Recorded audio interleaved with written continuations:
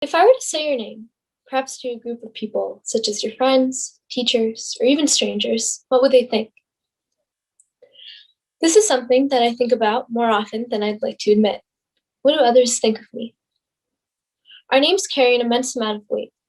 They're the forefront of an introduction, and they provide a basis for other people's first perceptions of us.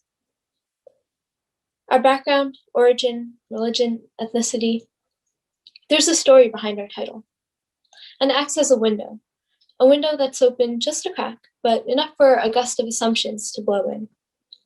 What was once security now turns into anticipation, for other people's expectations of us can really take a toll. We feel the need to satisfy each and every expectation, and in turn, warping our own understanding of ourselves. We end up questioning, contemplating, reevaluating. What was an evident clash between our cultural identities develops, resulting in a minor identity crisis. My name is Rachel Rodrigues. Upon first glance, one can easily come to the conclusion that I'm South Asian, and with a simple conversation, more specifically Indian.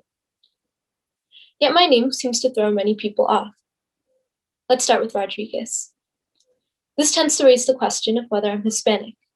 Are you Mexican? People ask. I tell them no, and quickly educate them that since my last name ends with the letter S rather than the more common Z, it's of Portuguese descent. But I'm still Indian, and I tell them this. I let them know how I'm from a place in India called Goa, which was ruled by Portugal, and that's where the Portuguese last name comes from. We'll get back to this later. Some still choose to be ignorant and continue to call me Spanish, some of them being Indian themselves, and that's when I go on about my day. Moving on to Rachel. Not exactly a name that people consider Indian. Why do you have a white name? People ask.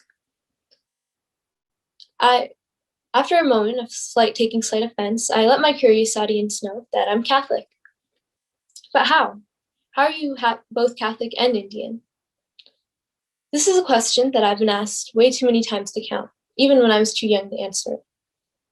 I remember in 4th grade, I was asked if I was half Catholic and half Indian, and me being confused answered yes. However, I now realize that this question makes absolutely no sense. It implies that the religious aspect of Catholicism and the ethnic aspect of being Indian cannot coexist in their entirety, and to be half and half. I don't blame them, however. Catholics are definitely a minority in India, as the dominant religion is Hinduism. Even I began to doubt my Indianness. I think now it's time that we get back to Goa. Long story short, Portuguese Catholic missionaries arrived and converted all of its citizens to Catholicism, and gave them their last names. That's where the Portuguese last name comes from. Makes sense now, right? Because of this, and because I grew up in a town with a large Indian demographic, I was often excluded from conversations revolving around Indian culture, more specifically Hindu culture. You see, us Goans often find ourselves aligning better with Western culture rather than Indian culture.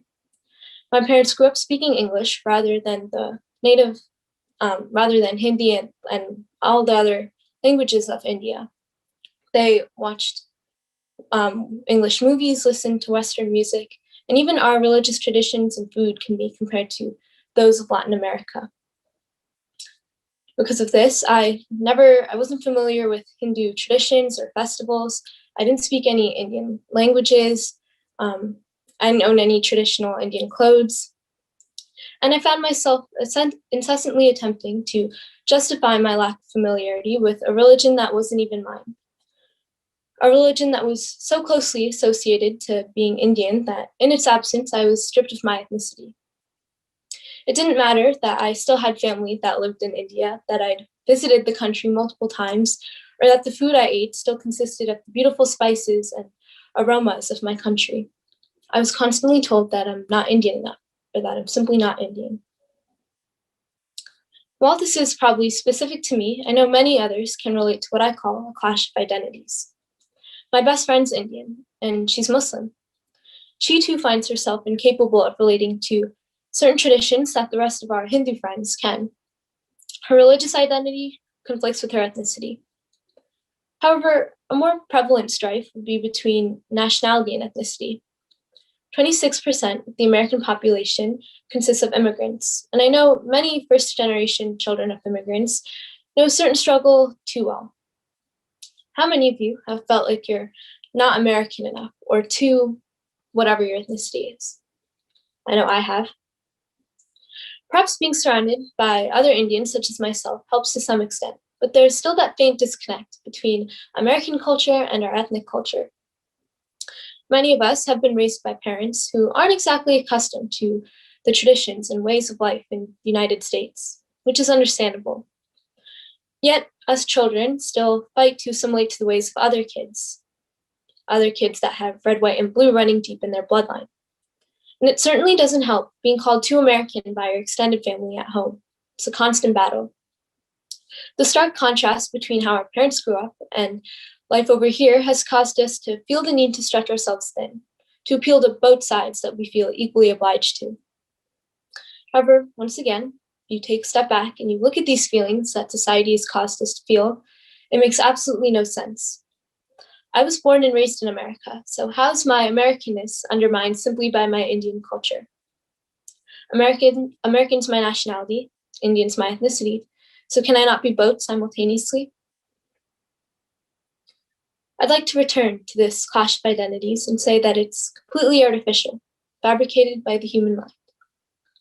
You see, we've conditioned ourselves to try to fit into this mold of a cultural aspect, and when there's multiple, we find ourselves struggling to fit into all of them.